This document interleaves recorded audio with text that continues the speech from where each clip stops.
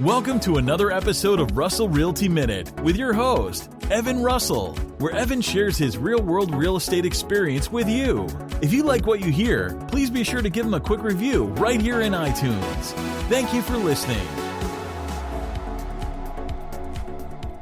Why working from home may spark your next move.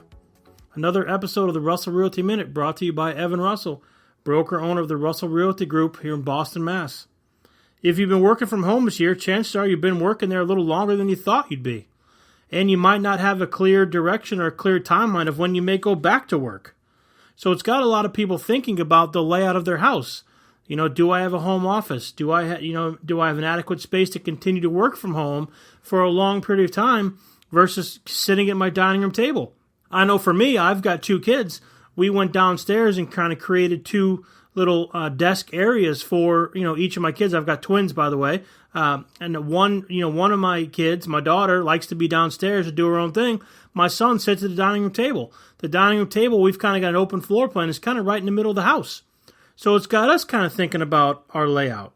So a statistic I have for you is anywhere from 14 to 23 million Americans are planning to remove as a result of remote work.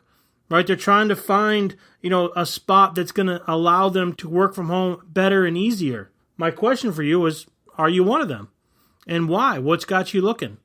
So two schools of thought is, your home's never been worth more than it is right now based on the interest rates, the buyer demand, that sort of thing.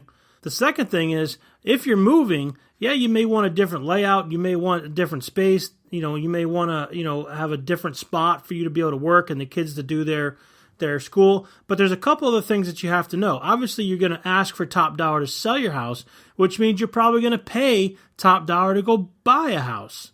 So is an extra room or a different school district or a different location or a different place for your kid or for your child to go to school or for you to do your at-home, work at home, is that worth uprooting your whole community just for that little extra space? Or maybe do you have the ability to put an addition on your house? Or do you have an addition to maybe convert a garage or convert an attic or put something on? Those are all things you need to worry about or think about. I think people really are saying, gee, my house isn't conducive to working from home. I think most people feel that way. We don't buy our homes with the thought process that we're going to work from home unless you already have worked from home, unless you've got a home business or unless you buy a house and that was your plan from the start.